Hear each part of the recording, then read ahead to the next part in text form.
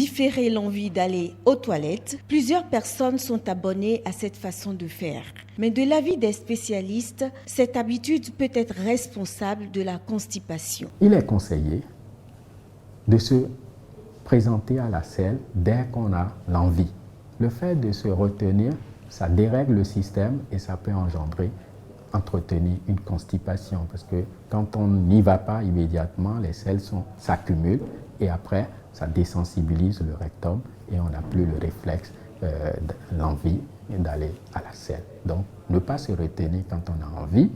Il faudrait tous les matins, dans la mesure du possible, s'essayer au WC.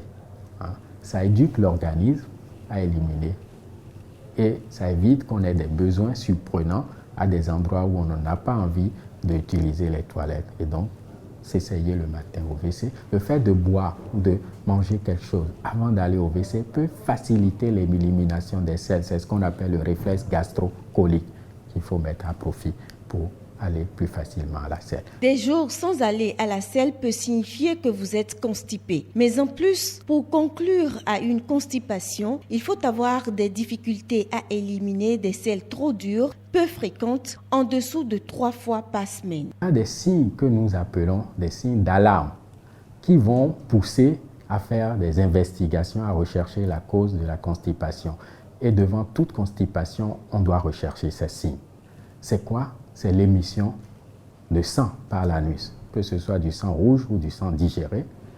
Une notion d'anémie, c'est-à-dire que la personne a une pâleur, les yeux blancs, un peu blancs, les muqueuses un peu blanches, la fatigue, qui traduisent donc l'anémie. Ensuite, une perte de poids importante, récente. Au-delà de 50 ans d'âge, la constipation cache souvent des pathologies graves. Le cancer du côlon est le plus redouté de ces maladies. Il est donc préférable de consulter un médecin devant les signes d'alarme de la constipation. Il y a certains aliments qui ont tendance à ralentir le transit intestinal. Il s'agit notamment des aliments à base de blé, dont le pain. Chez nous, les beignets, le veau d'Okor, pâté, ça ralentit le transit intestinal, donc il faut moins en manger.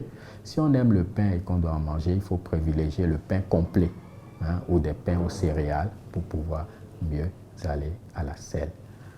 D'autres aliments peuvent durcir les selles. Il s'agit du riz, des pâtes alimentaires, spaghettis, macaronis, ça durcit les selles, donc il faut moins manger. Ou si on doit en manger, il faut accompagner ça de fruits ou de légumes pour pouvoir aller mieux à la selle. Boire beaucoup d'eau, 1 à 1,5 litres d'eau par jour, permet de ramollir le bol fécal. Manger les fruits et légumes peut être aussi bénéfique pour le transit intestinal. Le médecin saura recourir aux laxatifs au moment opportun.